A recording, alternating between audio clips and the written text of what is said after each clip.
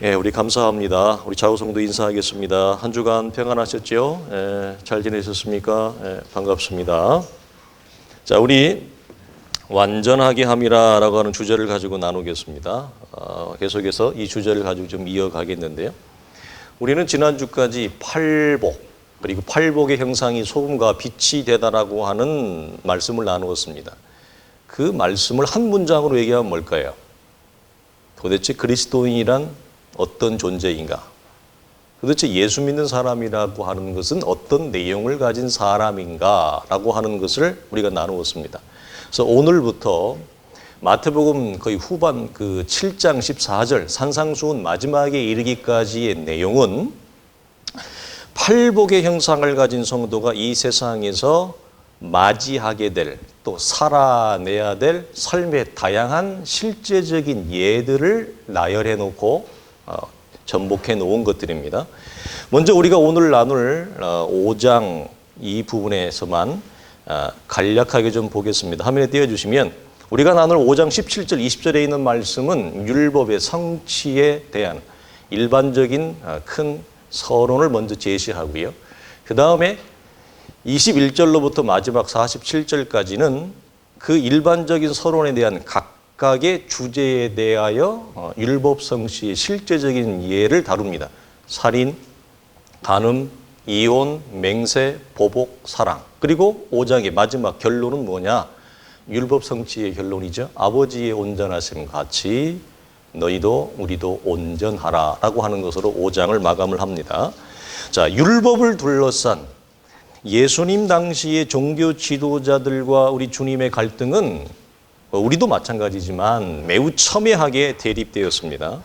특히 안식일에 관한 논쟁, 그리고 주님이 일부러 안식일을 범하는 것 같고 주님이 불어 세리와 죄인들과 함께하며 음식을 함께 먹는 정결 예식을 깨는 것들의 모습은 그 당시에 그 엘리트 종교 의식을 갖고 있는 분들, 엘리트 종교성으로 무장한 자들의 눈에는 눈의 가시였습니다.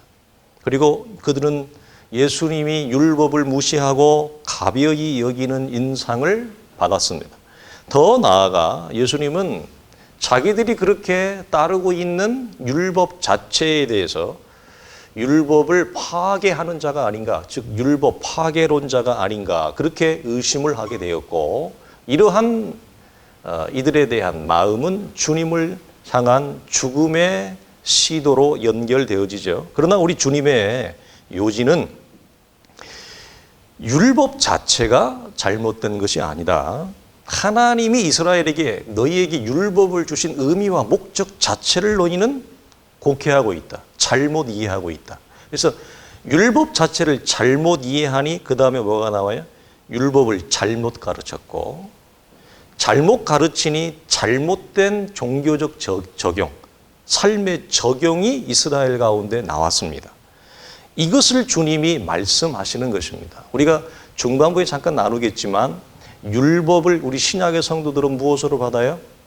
말씀으로 받습니다. 그래서 율법 너무 어렵게 딱딱하게 우리가 받지 마시고 말씀을 이스라엘이 잘못 이해하니까 잘못 가르쳤고, 잘못 가르치니 잘못된 삶의 적용을 그들이 끄집어냈어요. 만들어냈어요. 그 결과 어떻게 됐어요? 말씀과는 아무런 상관이 없는 복음에서 말씀에서 멀어진 교회가 만들어진 것입니다. 그것을 주님이 그 시대에 지적하신 겁니다. 자, 마태복음 23장 화면에 좀 볼까요? 자, 같이 봅니다. 시작. 예수께서 무리와 제자들에게 말씀하여 이르시되 서기관들과 바리새인들이 모세의 자리에 앉았으니 그러므로 무엇이든지 그들이 말하는 바는 행하고 지키되 그들이 하는 행위는 본받지 말라. 그들은 말만 하고 행하지 아니하며 또 무거운 짐을 묶어 사람의 어깨에 지우되 자기는 이것을 한 손가락으로도 움직이려 하지 아니하며 돼 있습니다.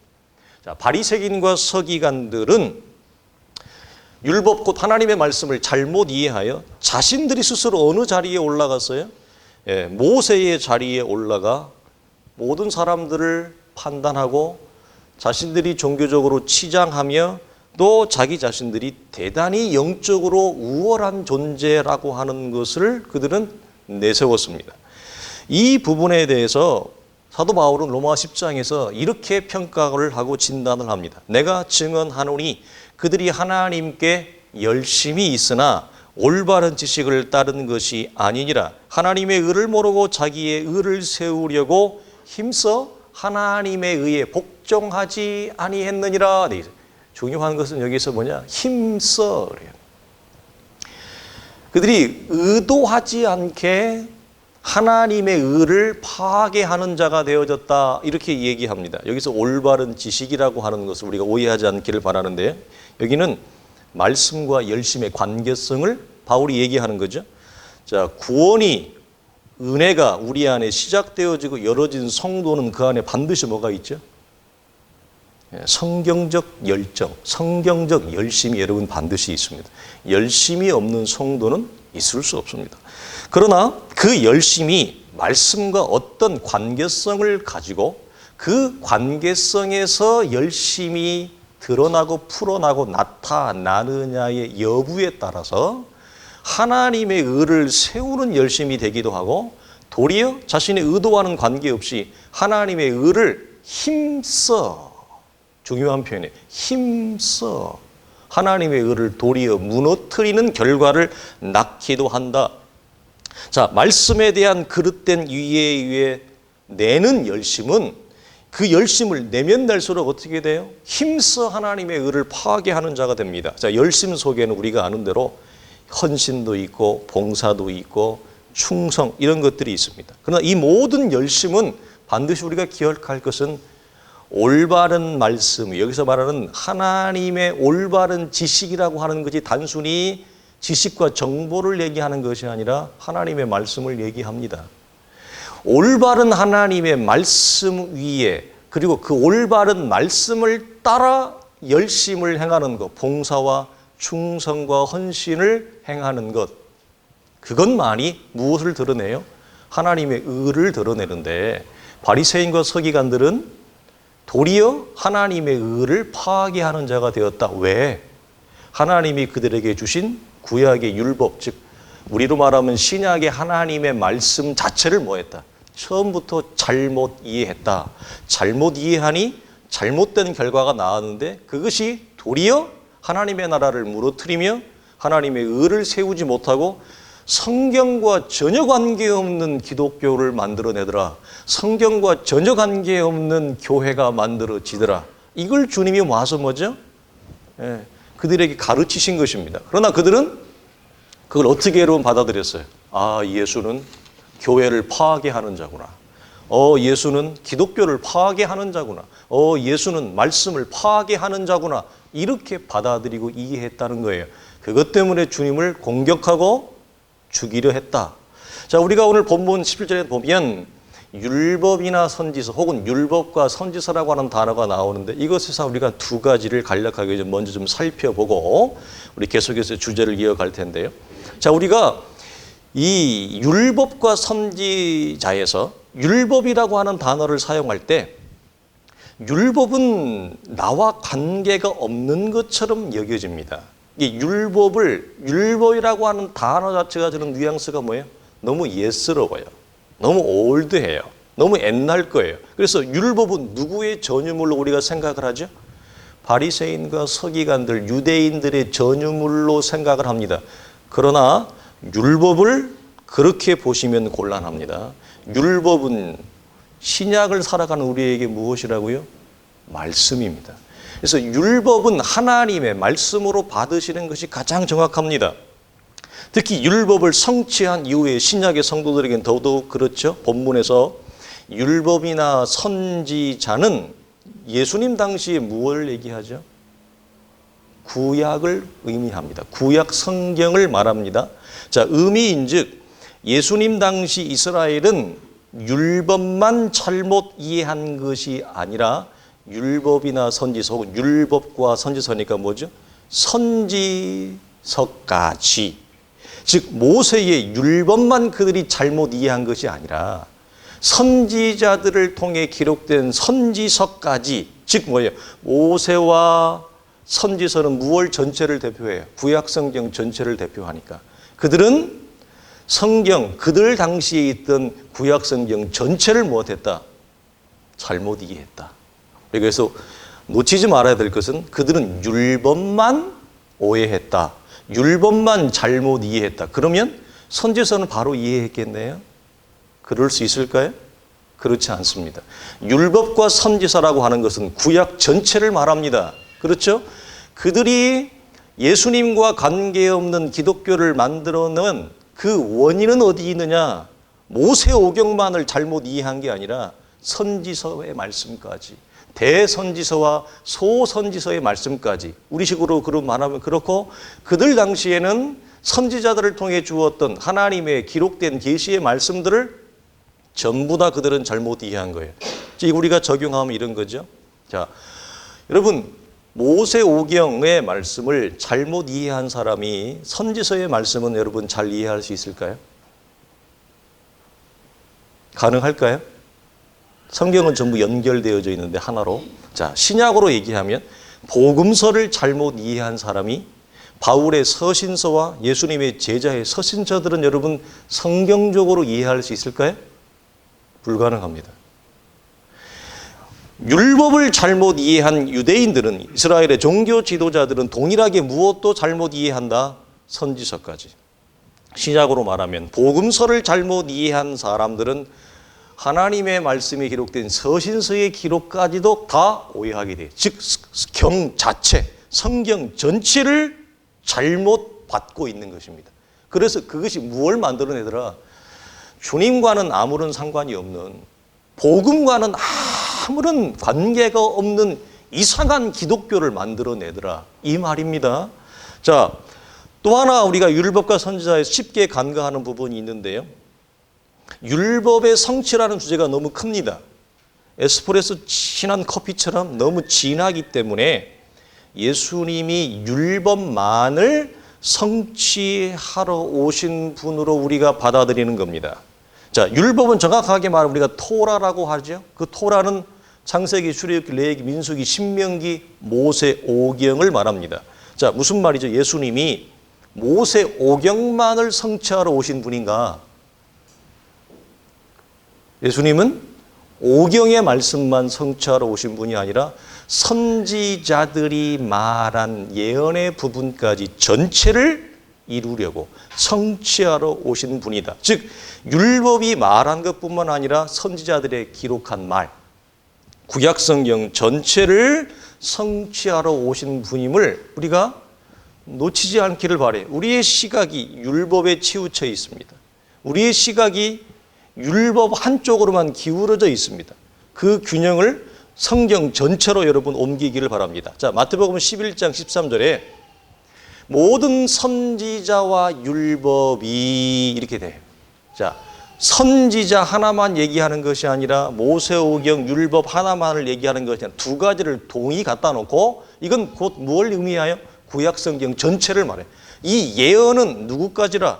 세례 요한까지라라고 얘기하면서 이제 누구를 통해서? 요한 이후에 예수님을 통해서 구약성경 전체, 율법이 기록한 말씀과 선지자들이 기록한 말씀 전체를 이루시려고 성취하기 위해서 예수님이 오셨다. 이것을 성경이 여러분 언급하고 있습니다. 그러나 우리 성도들이 성경을 보실 때 한쪽으로 치우치지 말고 균형 잡힌 통으로 전체로 이해하길 바랍니다. 자, 오늘 본문 17절을 보면 마태는 두 개의 동사, 두 개의 단어를 서로 대비시키는데요. 패하러, 그 다음에 패하기 위하여, 패하다와 성취하다를 서로 대비시킵니다.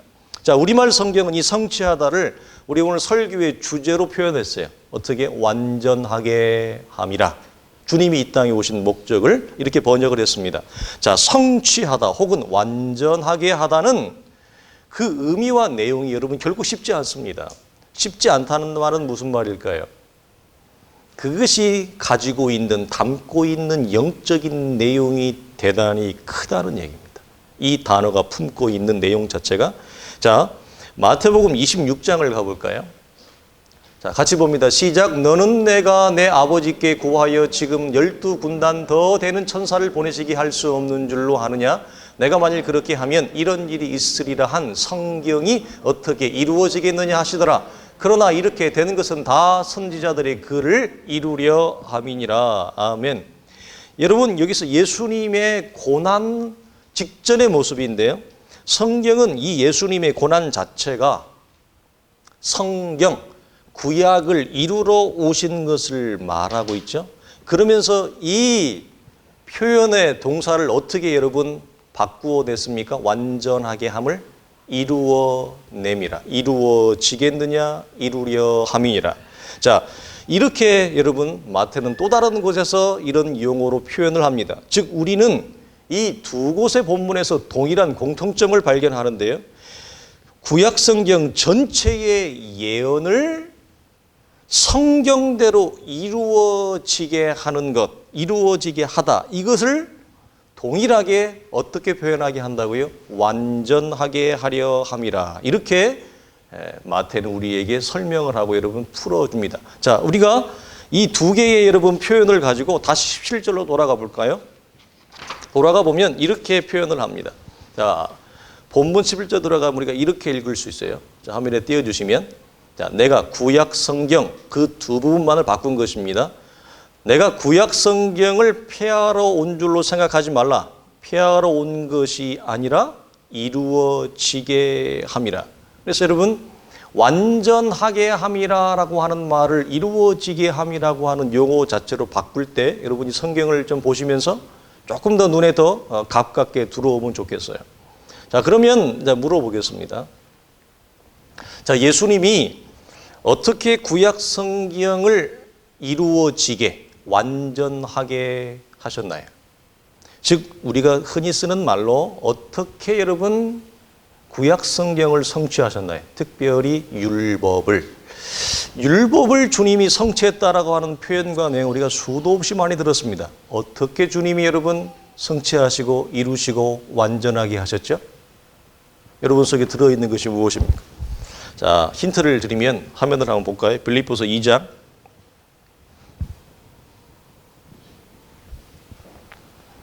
다 같이 봅니다. 시작. 그는 근본 하나님의 본체시나 하나님과 동등됨을 취할 것으로 여기지 아니하시고 오히려 자기를 비워 종의 형체를 가지사 사람들과 같이 되셨고 사람의 모양으로 나타나사 자기를 낮추시고 죽기까지 복종하셨으니 곧 십자가에 죽으심이라. 아멘. 어떻게 주님이 구약 성경을 응하고 이루고 완전하게 하셨느냐? 우리가 발견하는 첫 번째 큰 여러분 주제가 뭐죠? 물론 주님이 율법을 성취하고 이루신 핵심에는 주님의 십자가 죽으심이 있습니다. 그러나 십자가의 죽으심 그 이전에 그것을 가능하게 했던 하나님 편에서 아들이신 예수 그리스도 편에서 가능하게 했던 첫 번째 스텝, 위대한 걸음이 뭐예요? 가장 큰 첫 걸음은 예수님의 순종하심에 있습니다. 오늘 본문에 있는 말씀은 예수님이 사람의 몸을 입고 이 땅에 내려오시기까지의 주님의 자기 순종을 의미합니다. 자, 사람의 몸을 입고 이 땅에 오심도, 그분의 모든 가르침도, 심지어 그분의 죽으심과 부활과 다시 오실 재림과 모든 것들은 여러분 어디에 기록되어져 있습니까? 구약 성경에 기록되어져 있습니다. 주님은 이 모든 것들을 가능하도록, 응하도록, 실현되도록, 나타나도록, 완전하게 하도록, 이루게 하기 위한 주님 편에서의 가장 첫 번째 위대한 스텝이 뭐냐? 죽음이 아니라 순종하심이에요. 순종이 없는 죽음은 있을 수 없습니다. 여러분, 순종이 없는 구원은 있을 수 없고 주님의 순종하심이 없는 율법의 성취는 있을 수 없습니다. 그래서 여러분, 완전하게 함이라라고 하는 그 참뜻, 속뜻은 어떤 것을 가지고 있느냐? 완전하게 순종하다라는 뜻을 가지고 있어요. 완전하게 함이라 무엇을? 구약 성경을. 그러기 위해서는 주님이 무엇을 하셔야 돼요? 대충이 아니고 신용을 내는 게 아니라 완전한 순종을 그 안에 담고 있어요. 완전한 순종이 아니면 구약 성경을 완전히 이루게 함이니라. 베드로에게 말한 것처럼 우리가 이렇게 하면 어떻게 하나님의 말씀이 이루어지겠느냐? 경의 말씀을 이루기 위해서는 주님이 뭐죠? 온전하고 완전한 순종의 자리에까지 내려갈 때 율법과 선지서의 모든 구약성경 전체가 예수님의 삶을 통해 그 당대에 하나님의 나라가 여러분 이 땅 가운데 이루어지고 나타나는 것입니다. 사랑하는 성도들이, 우리는 말씀을 마칩니다. 우리는 여기서 위대한 영적인 교훈 하나를 발견하는데요. 우리의 삶에 기록된 성경이 약속하는 하늘의 신령한 내용들이 있습니다. 죽어서만 보장받은 하나님의 나라의 유산과 기업이 아니라 이 땅 가운데 걸어가는 현재적 우리의 당대의 걸음 속에 성경이, 신구약 성경 전체가, 예수님 시대에는 구약밖에 없었기 때문에 율법과 선지서지만 우리는 신약까지 있는 성경 전체가 약속하는 하나님의 나라에 기록된 보장, 약속들이 있어요. 그걸 우리가 어떻게 여러분 이 땅에서 완전하게 함이니라 어떻게 이루어내죠? 어떻게 우리의 삶에 실현시키죠? 어떻게 우리의 삶에 나타나죠? 늘 제가 강조하는 게 뭐예요? 기독교의 신앙이 말씀 안에 갇혀 있는 거 죽은 것입니다. 기독교의 신앙이 목사의 설교 안에 갇혀 있는 거 의미가 없습니다. 교회당 안에 갇혀 있는 거 의미가 없습니다. 기독교가 말하는, 성경이 말하는 모든 그 신령한 하늘에 속한 복과 은혜들이 내 삶에 어떻게 드러내느냐, 그건 우리의 몫이에요. 하나님과의 관계에서. 그걸 나타내는, 그것을 드러내는 성경이 보이는 모범적인 샘플이 있어요. 그게 뭐예요? 주님의 온전한 순종하심입니다. 그래서 우리는 이 간결한 하나님의 샘플에서 발견하는 게 뭐냐? 우리의 삶에서 그러면 나도 하나님의 영광을 드러내며, 나도 하나님의 나라를 드러내며, 소금과 빛을 드러내는데 우리가 가져야 되는 유일한 가장 위대한 영적인 첫걸음은 뭐다? 하나님의 뜻, 하나님의 말씀에 우리가 온전한 순종으로 내 삶을 맡기는 것입니다. 이것이 성경이 보이는 위대한 것입니다. 사랑하는 성도들이여, 그 유일한 길이 우리 앞에 있습니다. 우리 각자에게 여러분 있습니다. 그 길을 어떻게 걸어가시겠습니까? 주 안에서 성경이 약속하는 위대한 약속의 선물들을 성취하십시오. 이루어내십시오. 완전하게 하십시오. 갇혀있는 기독교, 갇혀있는 말씀, 죽어있는 말씀이 아니라 내 삶에 끄집어내십시오. 그러기 위해서 우리 필요한 건 뭐예요? 순종하심입니다. 순종을 통해 우리의 삶과 우리의 자녀들과 우리의 가정과 직장과 우리의 사업의 터전과 주의 교회 속에 위대한 성경의 영광과 약속을 드러내고 실제해내는 성도들의 삶이 되기를 주님의 이름으로 간절히 축원합니다. 기도하겠습니다. 하나님 아버지 감사합니다. 내가 온 것은 율법이나 선지자를 폐하러 온 것이 아니요 완전하게 함이니라 말씀하셨습니다. 거룩하신 아버지 하나님, 주님은 요한복음에 내가 행한 것보다 더 위대하고 더 큰 일을 제자들에게 너희는 행할 것이라 말씀했습니다. 주님, 주님이 온전하신 순종하심으로 하나님의 나라의 위대한 역사와 그 약속된 축복과 은혜들을 이 땅 가운데 온전히 드러냈던 것처럼 이제 하나님 우리에게 주어진 삶의 길이 있습니다. 오롯이 내가 걸어가야 될 내 인생이요, 우리의 자녀들이 걸어가야 될 인생의 몫이요, 내가 감당해야 될 직장의 일이요, 내가 꾸려가야 될 내 사업의 현장입니다. 주님, 우리에게 지혜를 주시옵소서. 우리에게 복 있는 사람의 안목을 주시옵소서. 복 있는 사람은 주야로 여호와의 말씀을 묵상한다 하였사오니 아버지 하나님, 우리의 삶의 자리와 걸음에서 주님의 온전하신 순종을 우리가 본받아 나의 온전한 순종을 통해 하나님이 약속한 모든 성경의 약속이 우리의 삶에 응하며 성취되어지며 그 영광을 통해 하나님 앞에, 모든 사람 앞에 하나님의 위대함을 노래하며 찬송할 수 있는 사랑하는 성도들의 복된 영적 걸음과 성취가 되게 하여 주옵소서. 우리 주 예수님의 이름으로 간절히 기도하옵나이다. 아멘. 이제는 우리 주 예수 그리스도의 은혜와 우리 하나님의 크신 사랑과 성령의 감화감동 역사하심이 경의 약속을 온전히 이루며 성취하기를 원해 내 삶에 주어진 모든 길 가운데 하나님의 말씀과 하나님의 뜻에 순종하여 그 나라를 이 땅 가운데 드러내기를 원하는 사랑하는 성도들의 모든 성취와 실현과 이룸과 나타냄 앞에 이제로부터 영원토록 항상 함께 있을지어다. 아멘.